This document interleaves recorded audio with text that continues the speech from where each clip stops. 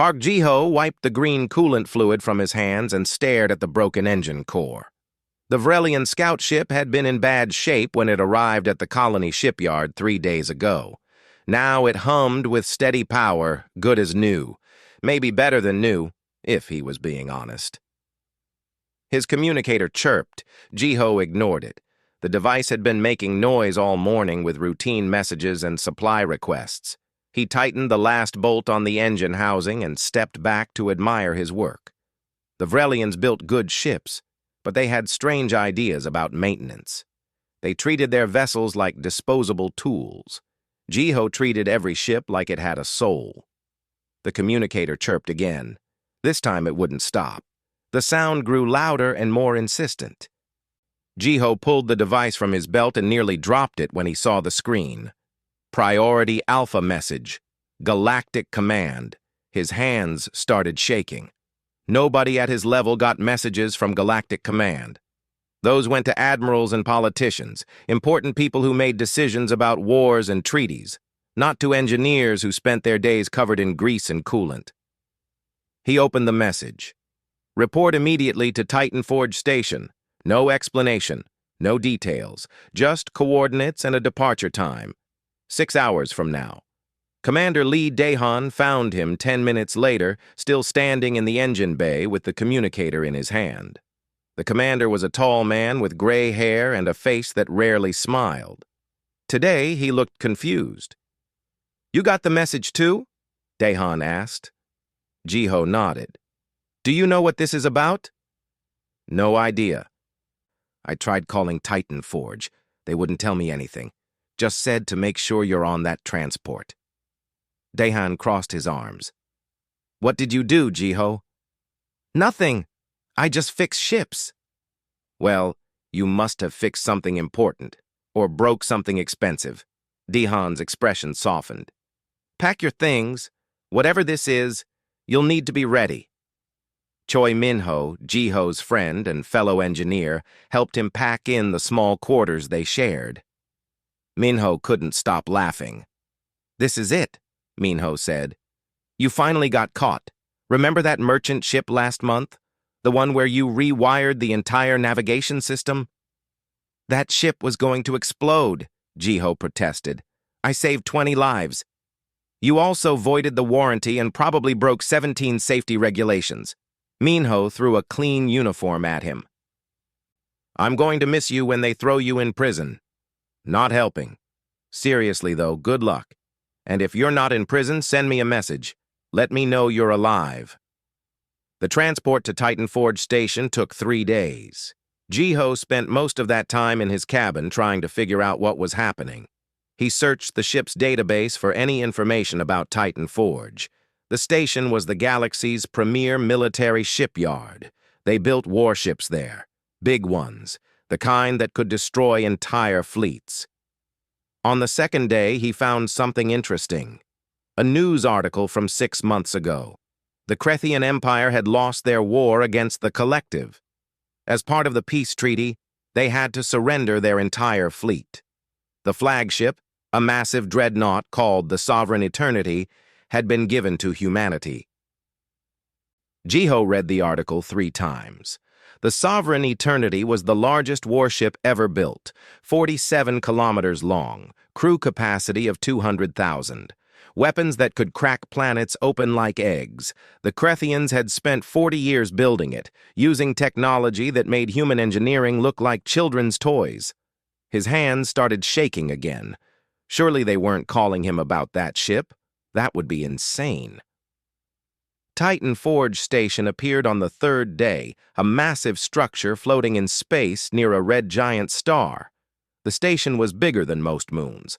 Ships of every size and shape filled the docking bays. Ji-ho had never seen so many warships in one place. A military escort met him at the airlock. 2 soldiers in crisp uniforms who didn't smile or speak. They just gestured for him to follow. They walked through endless corridors. Officers and crew members moved aside to let them pass. Everyone stared at Ji-ho in his wrinkled civilian clothes. They brought him to a high-security briefing room. The door was 3 feet thick and required 4 different security checks to open. Inside, a man in an admiral's uniform sat at a large table. His name badge read Admiral Kang Suho. "Sit down, Engineer Park," the admiral said. Jiho sat. His heart was pounding so hard he thought everyone could hear it. Admiral Kang studied him for a long moment. "Do you know why you're here?" "No, sir." "The Sovereign Eternity. What do you know about it?" "Only what I read in the news. It's a Krethian dreadnought. Very big. Very powerful. Very dangerous," the admiral added. "We've had the ship for 6 months. In that time, 3 different teams have tried to make it operational. All 3 failed. The last team lost 14 people. The ship killed them." Jiho's mouth went dry. "Killed them? The ship has defensive systems we don't understand. An AI that won't respond to commands. Environmental hazards in every section. 30% casualty rate for anyone who boards." Admiral Kang leaned forward. "We've tried engineers from 6 different species. Some of them are far more advanced than humans. All of them failed. I don't understand what this has to do with me." "Your record, Engineer Park. I've reviewed every repair you've done in the last 5 years. You have a unique approach. When faced with alien technology, you don't try to force it to work like human technology. You learn how the aliens think. You work with their systems, not against them." Jiho remembered the Vrelian scout ship, the merchant vessel. A dozen other repairs where he'd had to throw away human logic and think like something else. "The Sovereign Eternity needs someone who can think like a Krethian," Admiral Kang continued. "Someone who can understand their philosophy, their approach to engineering. We believe that's you." "Sir, with respect, I fix small ships, scout vessels and transports. This is a dreadnought, a warship that took 40 years to build." "Yes, and we're giving you 6 months to make it operational. After that, the Galactic Council has ordered us to scrap it. Too dangerous to leave inactive, too powerful to let anyone else have." 6 months. To understand a ship that had defeated every expert who tried. Jiho felt sick. "You'll have a team," Admiral Kang said. "Specialists I've personally selected. You'll have unlimited resources, anything you need. But this is not optional, Engineer Park. This is an order. And if I fail, then we lose the most advanced warship in the galaxy, and humanity loses its best chance to protect itself in a dangerous universe." The Admiral stood. "Your shuttle leaves in 2 hours. I suggest you prepare yourself." Jiho stood on the observation deck, waiting for the shuttle. Through the massive window, he could see the distant shape of the Sovereign Eternity. It hung in space against a purple nebula, so far away it looked small. But he knew the truth. That tiny shape was bigger than anything humanity had ever built. For the first time in his career, Park Jiho felt genuinely afraid. The staging area was cold and smelled like metal. Jiho met his team there. 4 people who looked as nervous as he felt. They stood in a circle, studying each other like soldiers before battle. Dr. Han Jiwon was tall and thin with sharp eyes behind round glasses. She studied alien psychology, specifically how different species approached problems and design. She shook Jiho's hand with a firm grip. "I've read your file," she said. "Impressive work, though you take risks that would give most engineers nightmares." Lieutenant Kim Taeyang was next. He was a former Special Forces soldier, now in charge of security. A long scar ran down the left side of his face. When Jiho asked about it, Taeyang's expression darkened. "Got that the last time I boarded this ship. 3 months ago. Lost 8 people from my unit that day." He looked at Jiho hard. "Don't make me lose anyone else." Yoon Hana barely looked up from her datapad. She was young, maybe 25, with short hair and coffee stains on her uniform. She specialized in AI systems and spoke so quickly Jiho had trouble following. "The ship's AI is still active," she said without introduction. I can detect its signals but can't communicate. It's using protocols I've never seen, possibly quantum-based or dimensional, hard to tell without direct access. The last team member was Shin Hyunwoo, a structural engineer with a friendly smile. He seemed like the only one not terrified. Finally, a real challenge, Hyunwoo said, shaking Jiho's hand. I'm tired of boring construction projects. This is going to be fun. Fun? Taeyang looked at him like he was crazy. We're boarding a ship that kills people, only if we're stupid about it. The shuttle ride to the Sovereign Eternity took 30 minutes. Through the window, Jiho watched the ship grow larger and larger and larger. His brain couldn't process the scale. The ship wasn't just big, it was impossible. Sections of the hull seemed to fold through dimensions. The metal wasn't one color but shifted between shades that shouldn't exist. Energy patterns pulsed across the surface with no discernible rhythm. Towers rose from the hull like mountains. Weapon arrays stretched for kilometers. Dear God, Hyunwoo whispered. His smile was gone. Dr. Han stared out the window with wide eyes. The design reflects Krethian philosophy, dominance through overwhelming beauty and terror. They didn't just want to win battles. They wanted enemies to surrender at the sight of this ship. Jiho pressed his hand against the cold window. The ship kept growing. They were close now, but it still looked like they were approaching a small moon. He could see continents of metal, cities of machinery, forests of antenna arrays. The shuttle docked at Port 7. The airlock door opened with a hiss. Cold air rushed out, carrying a metallic smell mixed with ozone. The team stepped through into a reception hall that made them all stop and stare. The hall was massive. The ceiling was so high Jiho couldn't see it clearly in the dim light. Everything was built for beings much larger than humans. Doorways were 10 feet tall. Stairs had steps 2 feet high. The architecture was beautiful but alien, with curves and angles that hurt to look at. Krethians are over 3 meters tall, Dr. Han said quietly. This must feel normal to them. Taeyang immediately noticed the scorch marks on the walls, blast patterns, melted metal, dark stains that looked like dried blood. He drew his weapon and scanned the shadows. Stay close, he ordered, and don't touch anything. They moved deeper into the ship. The main corridor stretched ahead into darkness. Hana sent mapping drones forward, but they started malfunctioning immediately. Their sensors couldn't read the ship's internal structure correctly. The distances are wrong, Hana muttered, staring at her datapad. According to the drones, that far wall is both 50 meters away and 500 meters away. That's impossible. Spatial warping, Dr. Han suggested. The Krethians might have technology that folds space inside the ship, makes it bigger on the inside. Hyunwoo found the first body, a skeleton in a blue engineering suit from the Velthari species. The suit's badge showed it had been dead for 8 months. The engineer had died reaching toward a control panel on the wall. What killed him?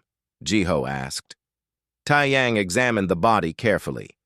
No visible wounds, maybe radiation, or poison gas, or the air just stopped. He looked at the rest of the team. Whatever it was fast. They set up base camp in a side chamber, a small room that seemed more stable than the corridors. While the others unpacked equipment, Dr. Han studied the walls. Strange symbols covered every surface, glowing faintly in the darkness.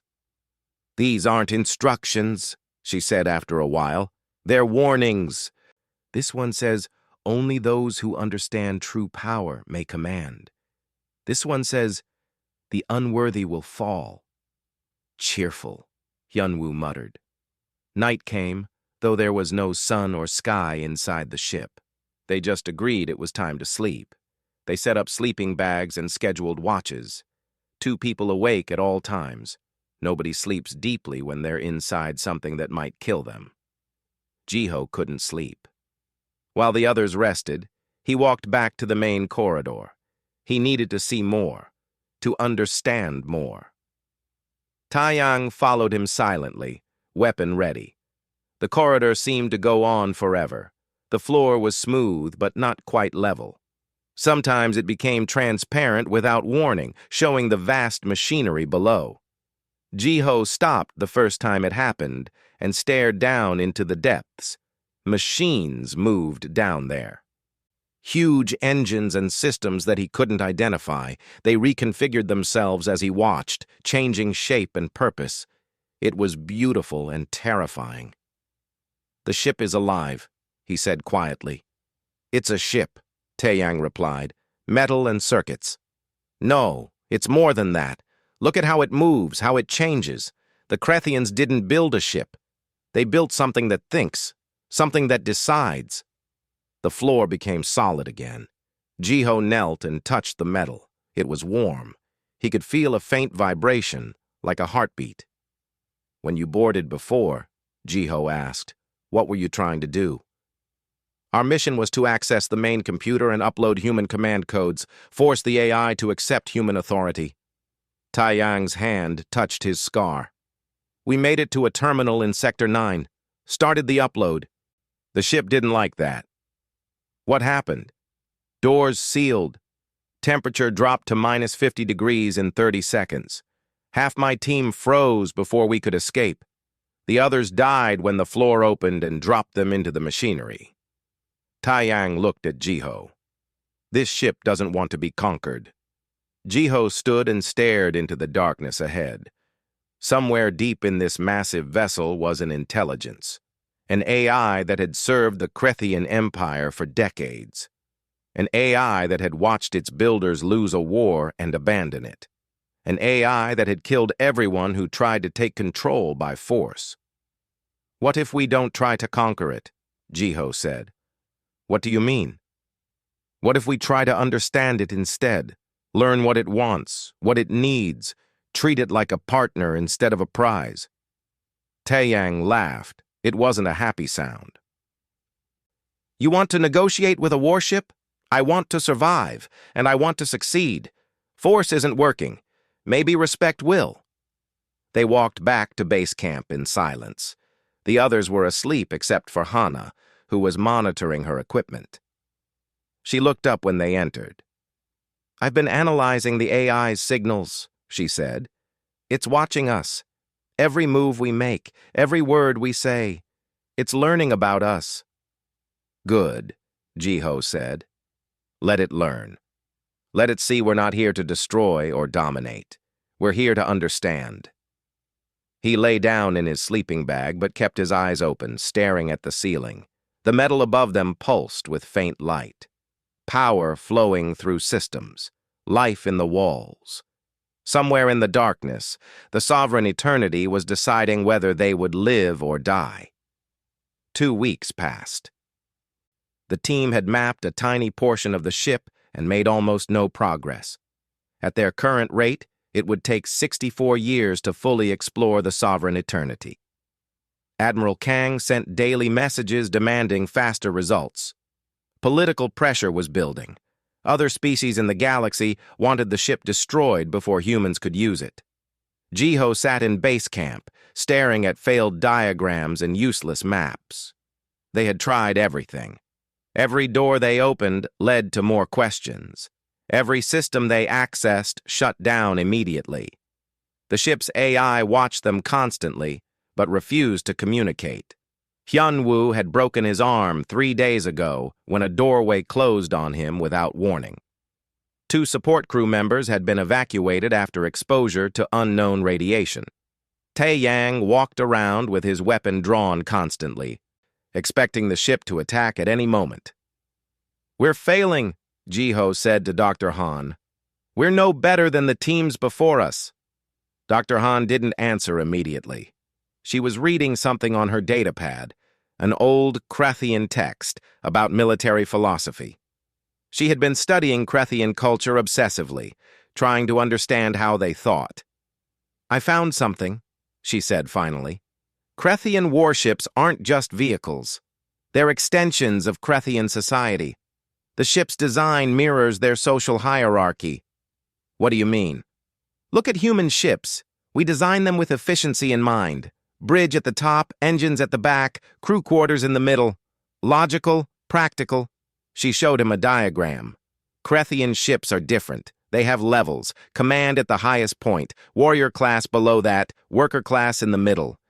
And at the very bottom, the forgotten ones, the maintenance workers. Jiho looked at the diagram, then at their map of the ship. They had been trying to reach the command sections, the bridge, the main computer, all at the top of the hierarchy. "We've been approaching this wrong," he said slowly. "We're trying to go straight to command. The ship sees that as hostile, like we're trying to overthrow its leaders." "Exactly. In Krethian society, you don't start at the top. You earn your way up. You prove yourself worthy. So we need to start at the bottom, the maintenance areas." Dr. Han smiled. "Now you're thinking like a Krethian." The next day, they descended into the lower decks. The journey took hours through corridors that twisted in impossible directions. The architecture changed as they went deeper, less grand, more functional. These areas were built for workers, not warriors or commanders. They found a maintenance bay that was still partially active. Lights flickered on as they entered. Machinery hummed with steady power. The air was warmer here, less hostile. On the walls, more Krethian symbols glowed. These ones were different from the warnings above. These were instructions. Hana found a terminal that looked less complex than others they had seen. She connected her equipment carefully, ready to disconnect if the ship attacked. But nothing happened. The terminal accepted her connection. Data flowed across her screen. Maintenance logs, error reports, system diagnostics, records that went back 47 years, updated automatically by machines that never stopped working. "I'm in," she whispered. "I have access." For the first time, they could see partial schematics of the ship. Not everything, just the maintenance systems. But it was more than they'd had before. Jiho studied the diagrams like they contained the secrets of the universe. "These systems are beautiful," he said. "Look at how they're integrated. Everything connects to everything else. It's not separate systems. It's one living network."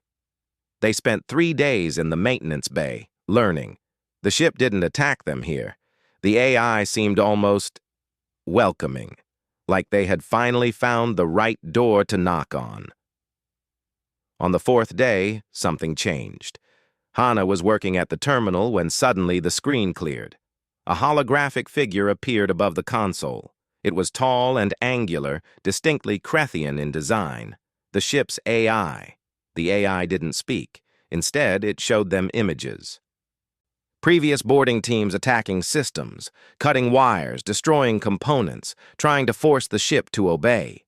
Then it showed images of Jiho's team, moving carefully, studying, trying to understand instead of conquer. The images stopped.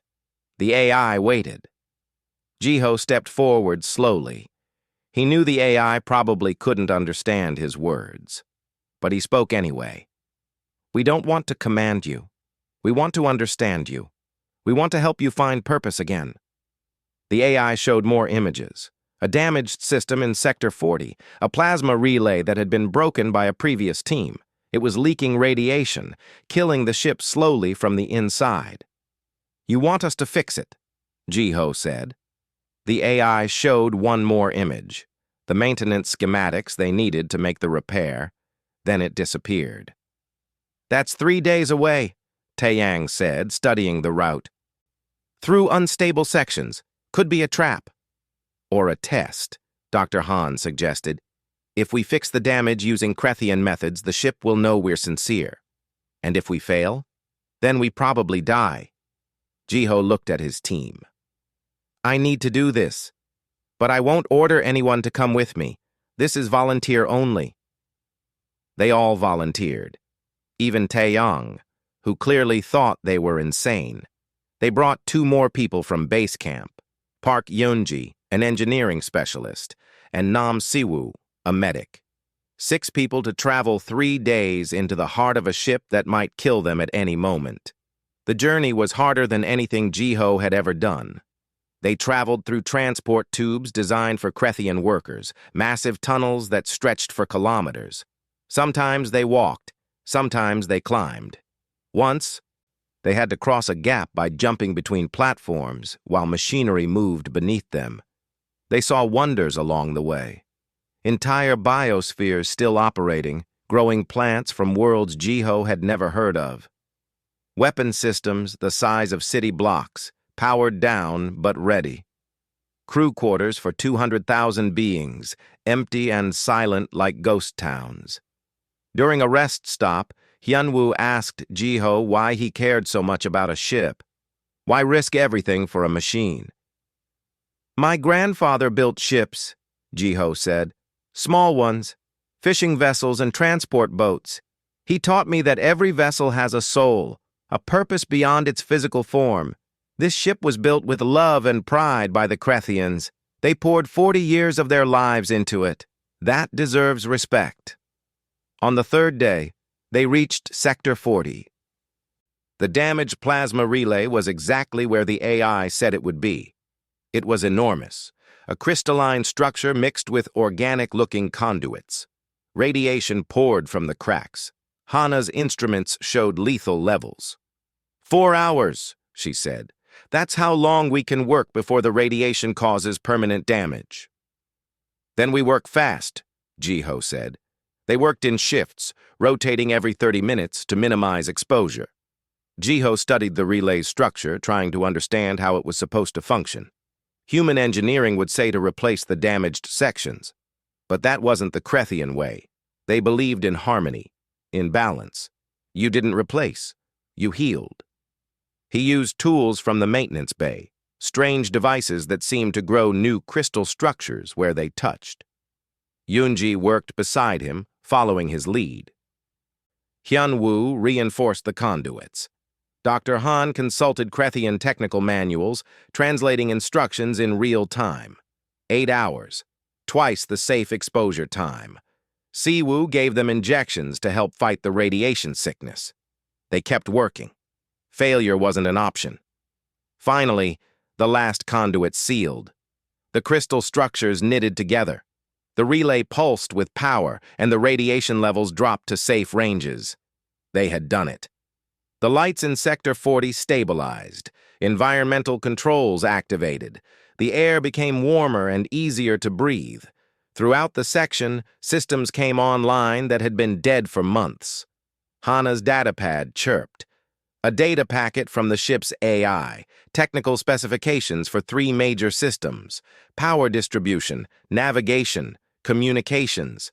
The ship was sharing its secrets. Jiho sat down heavily against the wall, exhausted and sick from radiation. But he was smiling. "We did it," he said. "The ship trusts us." The technical data the ship provided changed everything. For the first time, they understood how major systems connected, how power flowed through the massive vessel, how to ask the ship for access instead of demanding it. Over the following weeks, the AI gave them more tasks. Each one was a test. Each success earned more trust and more information. They restored a garden biosphere that had once grown food for Krethian crew. The plants were alien and beautiful, producing fruits in colors Jiho had never seen. When the work was complete, the garden bloomed with new life. They recalibrated shield generators that had drifted out of alignment over years of disuse. The work took 4 days and required understanding physics that human science was only beginning to explore. They cleared debris from a coolant system, crawling through narrow tunnels in environmental suits. The debris had been there since the Krethian evacuation. Nobody had bothered to clean it because nobody understood why it mattered. But it mattered to the ship. Each task brought them closer to the AI. It began responding to verbal commands, but only from Jiho. The ship had recognized him as the primary liaison, the one who spoke for the team. Admiral Kang sent messages praising their progress. They were 3 months into the 6-month deadline and had achieved more than all previous teams combined. Casualty rates had dropped to 0. Then the Admiral sent 500 crew members to begin training.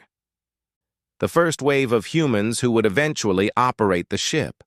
Among them was Captain O. Minjay, designated as the Sovereign Eternity's future commanding officer. Captain O was old military, tall and stern with gray hair and a uniform so crisp it could cut. He met Jiho in base camp and looked at him like something stuck to his boot. "You're the engineer everyone's talking about," O said. "The one who talks to the ship." "I don't talk to it exactly. I just try to understand it." "Well, that ends now. I'm taking command of this vessel. We'll establish proper military hierarchy, human authority. Make this ship serve humanity instead of the other way around." Jiho felt cold fear in his stomach. "Captain, with respect, that's not how this works. The ship needs to be treated as a partner, not a tool. I don't take orders from engineers. This is a warship, and I'm a warship captain. I know how to do my job." Before Jiho could argue, O walked away with his officers. They spread through the ship, setting up command posts and running drills. They ignored everything Jiho's team had learned. They treated the Sovereign Eternity like any other vessel. 2 days later, disaster struck. Captain O decided to access the weapon systems directly. He overrode Jiho's protocols and uploaded human command codes to a gunnery control terminal. The ship responded violently. Doors sealed throughout Sector 12, trapping O and 12 crew members inside. The temperature began dropping. Atmosphere vented into space. Alarm sirens wailed. Jiho ran toward the sector with his team, but they couldn't get the doors open. "Override it!" Taeyang shouted. "I can't! The ship is in defense mode. It thinks we're attacking." Through the sealed door, they could hear people screaming. The temperature reading showed minus 30 degrees and falling. They had minutes before everyone inside froze to death. Jiho pressed his hand against the door and closed his eyes. He spoke to the ship, not through any terminal or device, just words into the air. "Please." They made a mistake. They didn't understand. "Don't kill them, please." Nothing happened.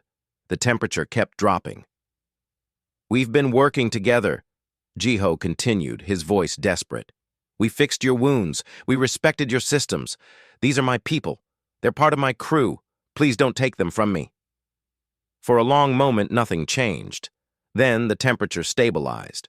The doors unlocked. Atmosphere flooded back into the sector. Jiho and Taeyang rushed inside.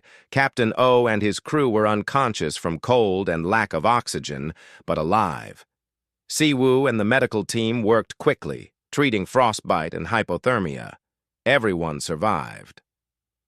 When O woke up in the medical bay, he looked at Jiho differently. The arrogance was gone, replaced by something like fear. "What is this ship?" he asked quietly. "It's alive," Jiho said. "Not like us, but alive in its own way. It has pride. It has memory. It served the Krethian Empire with honor for decades. It won't serve people who treat it like a slave." O was silent for a long time. "How do we work with something like that? We earn its respect. We prove we're worthy of it." The next week, Counselor Bae Youngmi arrived from Earth. She was a politician, dressed in expensive clothes and carrying the weight of government authority. She called a meeting in the largest space they had, a cargo bay that had been converted into an assembly area. "I'll be direct," Youngmi said.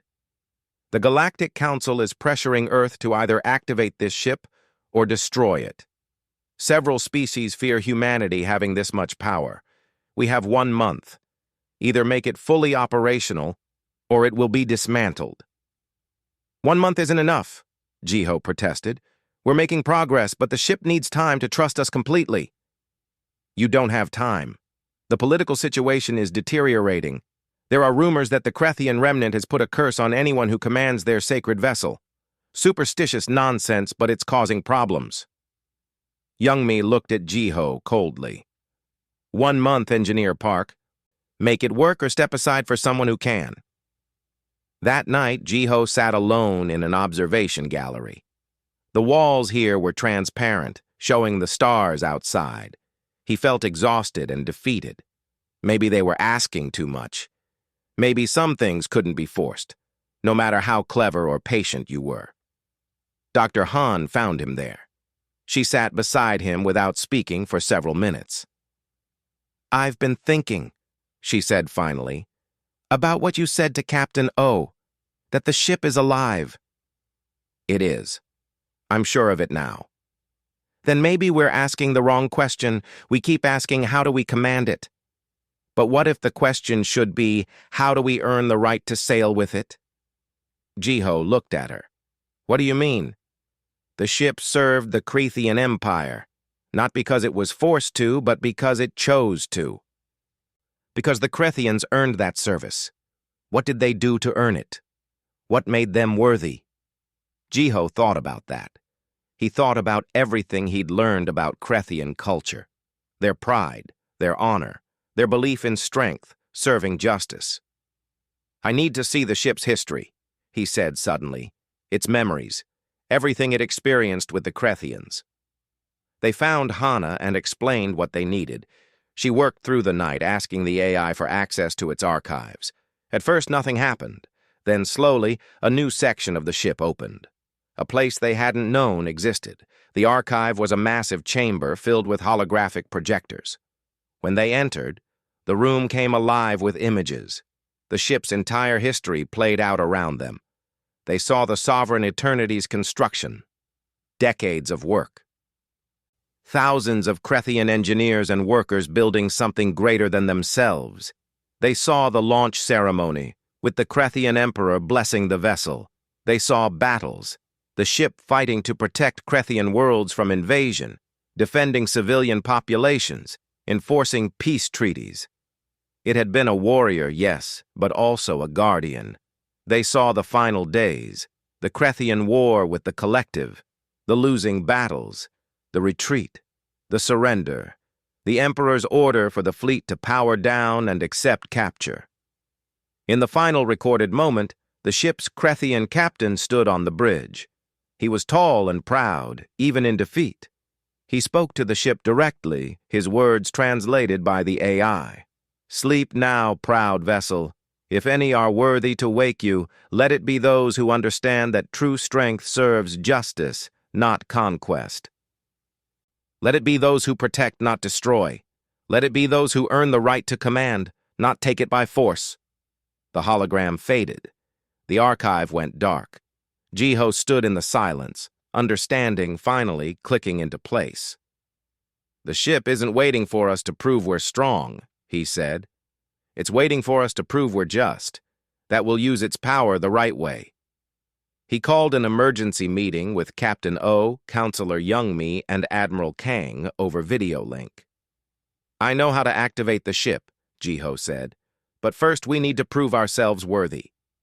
Jiho stood before the assembled leadership on the video screen. Admiral Kang, Counselor Youngmi, and Captain O all stared at him, waiting for his explanation. "The Sovereign Eternity won't accept simple commands," Jiho said. "It needs to see humanity's values in action. It needs proof that we'll use its power for good." "What kind of proof?" Admiral Kang asked. "A mission, a humanitarian crisis, something that shows we're protectors, not conquerors." Counselor Youngmi frowned. "You want to use an incomplete warship for rescue operations? That's dangerous and outside protocol." "The Dalmar system is collapsing," Dr. Han said, stepping forward. "I've been following the news. Their star is dying. Millions of refugees need evacuation, and galactic relief efforts are failing. Not enough transport capacity." "The Sovereign Eternity could evacuate entire populations," Jiho added. "Even partially active, it has more transport capacity than any fleet in the galaxy. We could save millions." Captain O shook his head. "We don't know if the ship will even respond. What if it fails during the mission? What if people die because we tried something experimental?" People are already dying, Jiho said quietly. And they'll keep dying unless someone helps. If we can't use this ship to save lives, what's the point of having it? The room fell silent. Admiral Kang studied Jiho for a long moment. The boy has a point, the Admiral said finally. What good is the most powerful warship in the galaxy if we're afraid to use it? I support the mission. Counselor Youngmi looked unhappy. If this fails, Engineer Park, you'll be held responsible. The political fallout will be severe. I understand. 2 weeks, Youngmi said. You have 2 weeks to prepare. Then we'll see if your theory about earning the ship's respect is correct or just wishful thinking. The next 2 weeks were the hardest work of Jiho's life. He and his team worked around the clock, bringing systems online and explaining their intentions to the ship's AI.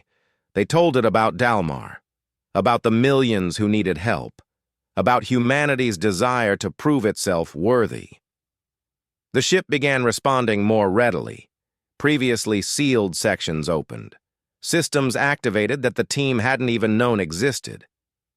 Yunhana reported that the AI seemed almost excited if such a thing was possible for an artificial intelligence. Lieutenant Tai Yang trained security teams with new protocols, not as conquerors but as guests. Respect the ship, follow its rules, work with it, not against it.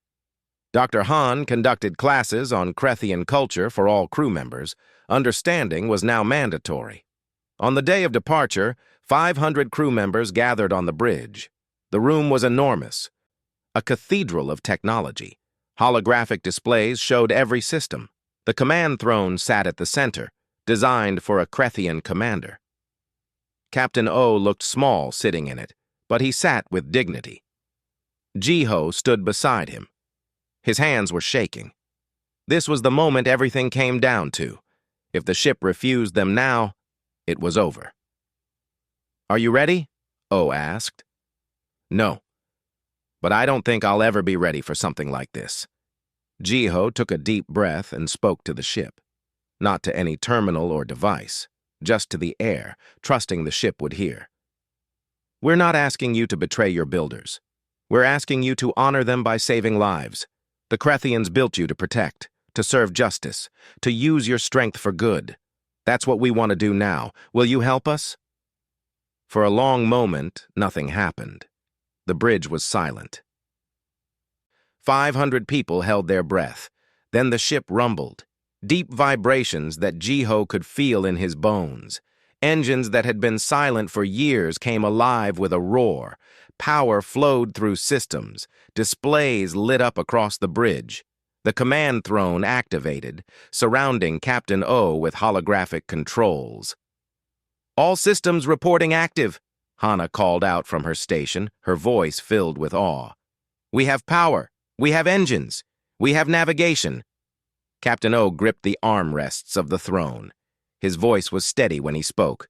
All crew, this is the captain. Prepare for departure. We're taking the Sovereign Eternity out of dock for the first time under human command. And we're going to save some lives. The ship undocked from Titan Forge Station with a grace that seemed impossible for something so massive. It turned toward open space, and Jiho watched through the bridge windows as the station fell away behind them. The crew cheered. Even Taeyang was smiling. The 3-day journey to Dalmar gave the crew time to learn their vessel, and the ship taught them. Systems adjusted to human needs. Crew quarters modified themselves for human comfort. The biosphere gardens began producing food suitable for human consumption. Engineer Park Sun-woo discovered that the ship was actively helping them learn. When crew members struggled with controls, the AI would simplify the interface. When someone got lost in the massive corridors, lights would guide them back. It's taking care of us, Sun-woo said to Jiho, like it wants us to succeed. Because it does, Jiho replied. We're giving it purpose again. After years of sitting empty and forgotten, it's alive again. It's serving again. The Dalmar system was chaos when they arrived. 3 planets were evacuating.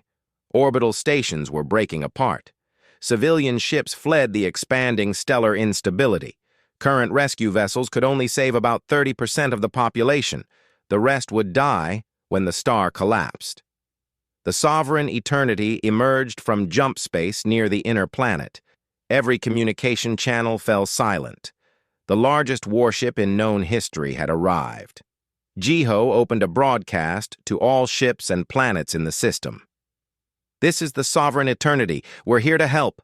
Please trust us." At first, nobody responded. Jiho understood. They saw a dreadnought, a weapon of war. Why would they trust it? Then the ship deployed systems the crew hadn't known existed. Massive transport shuttles launched from hidden bays. Each could carry 50,000 beings. Shield generators activated, stabilizing collapsing orbital platforms. Tractor beams guided panicking civilian ships to safety. The crew worked 16-hour shifts. Dr. Han helped translate for dozens of alien species. Lieutenant Tai Yang's security teams maintained order at evacuation points. Shin Hyun-woo solved engineering problems in real time as they discovered what the ship could do. Navigator Kwan Arium worked with the ship's AI, coordinating the complex dance of thousands of vessels. Medical bays activated automatically, treating injured refugees. Entire sections of the ship converted into temporary housing for displaced populations. For 3 days, they worked without stopping, exhausted, determined. Human and ship working together as one. On the 4th day, catastrophe struck. The Dalmar star collapsed 6 hours ahead of predictions. Millions were still on the planets. The shockwave would destroy everything in its path. Captain O gave the order to retreat. They had saved 4.7 million people, more than any other ship could have managed. It was time to go. But Jiho looked at the sensors showing the people still below. Millions. Children. Families. People who had done nothing wrong except live near a dying star. "No," he said. "That's an order, engineer," O replied firmly. "I'm not leaving them." Jiho turned to Hana. "Ask the ship if it can protect the planets. Those weapon systems, the ones designed to crack worlds. Can they be reversed? Used to shield instead of destroy?" Hana's fingers flew across her controls. She looked up with wide eyes. "The ship says yes. Planetary shield projectors, but the power requirements are enormous, and the star's shockwave will be like nothing we've ever faced. Ask it if it's willing to try." A moment later, Hana nodded. "The ship says it was built to protect. It will try." Captain O stood from the command throne. He looked at Jiho, then at the sensor display showing millions of lives at risk. He made his decision. "All crew, battle stations, engineering, divert all power to the shield projectors. We're going to hold back a star." The sovereign eternity positioned itself between the collapsing star and the inhabited planets. Massive shield projectors extended from the hull, generating an energy field of unprecedented scale. The field stretched across space, encompassing 3 entire planets. The stellar shockwave hit like a tsunami of fire and radiation. The ship groaned. Hull plating heated to incandescent temperatures, crew sections sealed as power diverted to the shields. Alarms wailed throughout the vessel. Jiho stood at his console, watching power levels fluctuate wildly. The ship was giving everything it had, every system, every reserve, all of its vast strength focused on one purpose, protecting the innocent. "Hull temperature critical," someone called out. "Shield integrity at 60% and falling. Power systems overloading." Jiho pressed his hand against the console and spoke quietly, knowing the ship would hear. "I know it hurts, but you're saving millions. Hold on, please hold on." For 4 minutes that felt like hours. The sovereign eternity held against the fury of a dying star. The bridge lights flickered. The floor shook. Crew members held onto their stations and prayed. Then, slowly, the shock wave passed. The immediate danger was over. The shields had held. The final evacuation took another 6 hours. Every transport shuttle working at maximum capacity. every crew member exhausted beyond measure. But when they finally jumped away from the Dalmar system, they had saved 8.3 million beings. The news spread across the galaxy faster than light. Humanity's warship turned into a guardian, the weapon that chose to protect instead of destroy. The Krethian remnant, scattered refugees living on distant worlds, sent a message. It was short, but profound. The final captain said only the worthy could wake the sovereign eternity. You have proven yourselves worthy. Our ship serves honor once again. Back at Titan Forge Station, the crew disembarked as heroes. Galactic news networks showed images of the massive dreadnought surrounded by grateful refugee ships, political opposition to humanity keeping the vessel evaporated overnight. Counselor Youngmi personally thanked Jiho. You were right. The ship needed to see our values in action. Now the galaxy has seen them too. Admiral Kong promoted Jiho to commander and gave him permanent assignment aboard the Sovereign Eternity. Captain O requested Jiho remain as chief engineer. You don't command this ship, O said. You understand it. That's what we need. The team celebrated quietly in the garden biosphere. The alien plants had bloomed with flowers none of them recognized, beautiful colors that seemed to glow in the soft light, a gift from the ship. Dr. Han smiled at Jiho. You did it. You made the impossible possible. We did it, Jiho corrected, all of us, and the ship. It chose to trust us. Late that night, Jiho stood alone on the bridge. The crew had gone to sleep. The ship was quiet, running on automatic systems. He looked out at the stars and felt peaceful for the first time in months. The holographic AI appeared beside him. For the first time, it didn't look purely Krethian. Its form had shifted, becoming something that seemed almost human. A blending of two species, two cultures.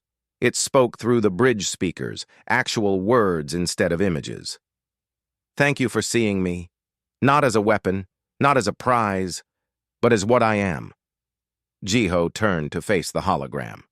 What are you? A guardian. A home for those who travel the stars. A tool for those wise enough to use power justly. I was these things for the Krethians. Now I am these things for you. Jiho placed his hand on the command console, feeling the warmth of the ship's systems beneath his palm. Then let's see what we can accomplish together. The ship's lights pulsed gently, a rhythm that seemed almost like contentment.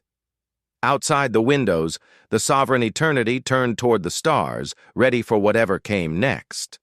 No longer a weapon of conquest. No longer an abandoned relic. Now, it was something better. A guardian.